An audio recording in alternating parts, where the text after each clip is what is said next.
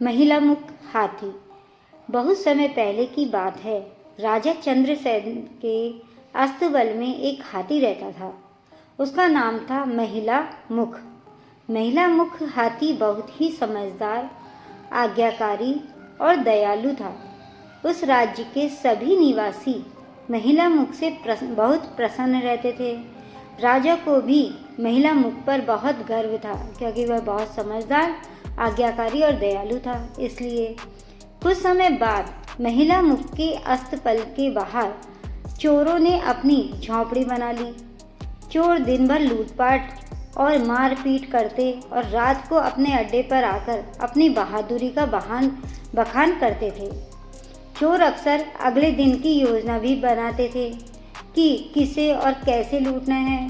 उनकी बातें सुनकर लगता था कि वो सभी चोर बहुत खतरनाक थे। महिला मुख हाथी उन चोरों की बातें सुनता रहता था। वह उन चारों चोरों की बातों को सुनता रहता था। सुनकर वह सोचता रहता था।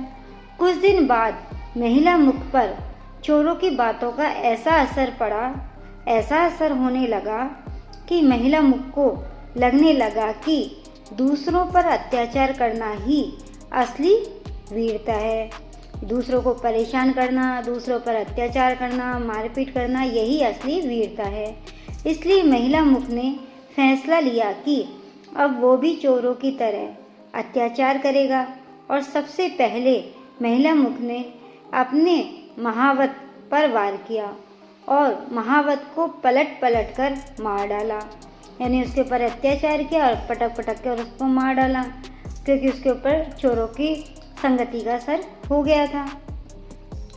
इतने अच्छे हाथी की ऐसी हालत देखकर सारे लोग परेशान हो गए, सोचने लग गए। महिला मुख किसी के काबू में नहीं आ रहा था। राजा भी महिला मुख के ये रूप देखकर चिंतित हो रहे थे कि ऐसा क्या हो गया कि ये ऐसा हो गया। पहले तो इतना अच्छा था, अब ये इतना खराब हो गया। वह चिंतित हो गए। फिर राजा ने महिला मुख के लिए नए महावत को बुलवाया। उस महावत को भी महिला मुख ने मार कर गिराया। इस तरह बिगड़ैले हाथी ने 4 महावत कुचल दिए। यानी राजा ने बार महावत बुलवाए और उसने बार उनको मारकर भगा दिया। महिला मुख के इस व्यवहार के पीछे क्या कारण था, यह किसी को समझ नहीं आ रहा था। अब राजा को कोई रास्ता नहीं सूझा, तो उसने एक बुद्धिमान वैद्य को बुलाया, महिला मुख के इलाज के लिए बुलाया और उसको नियुक्त कर दिया और कहा कि आप इसको ठीक कर दीजिए। राजा ने वैद्य जी से आग्रह किया कि जितनी जल्दी हो सके महिला मुख का इलाज करें, ताकि वो राज्य में तबाही का कारण नहीं बन सके। ऐसा राजा ने उन वैद्य जी से कहा।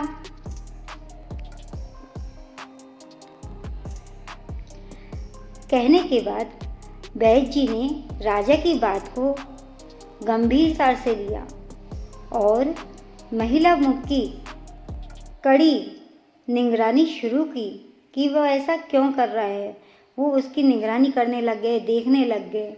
जल्द ही वैद्य जी को पता चल गया कि महिला मुख में ये परिवर्तन चोरों के कारण हुआ है। जब उसने दिनचर्या का पता चला, उसकी निगरानी रखी, तो उन्हें पता चल गया कि जो उसका स्वभाव में जो परिवर्तन है वह चोरों के कारण हुआ है। वैद्य जी ने राजा को महिला मुख के व्यवहार में परिवर्तन का कारण बताया और कहा कि चोरों के अड्डे पर लगातार सत्संग का आयोजन कराया जाए, ताकि महिला मुख का व्यवहार पहले की तरह हो सके। राजा ने ऐसा ही किया। अब अस्तबल के बाहर रोज सत्संग का आयोजन होने लगा। धीरे धीरे महिला मुख की दिमागी हालत सुधरने लगी। उसके ऊपर सत्संग का प्रभाव पड़ने लगा। कुछ ही दिनों में महिला मुख हाथी पहले जैसा उदार और दयालु बन गया, समझदार बन गया और किसी को परेशान नहीं करता था। अपने पसंदीदा हाथी के ठीक हो जाने पर राजा चंद्रसेन बहुत प्रसन्न हुए। चंद्रसेन ने वैद्य जी की प्रशंसा अपनी सभा में की उन्होंने बहुत से उपहार भी प्रदान किए और उनको उपहार प्रदान करके उनको विदा किया।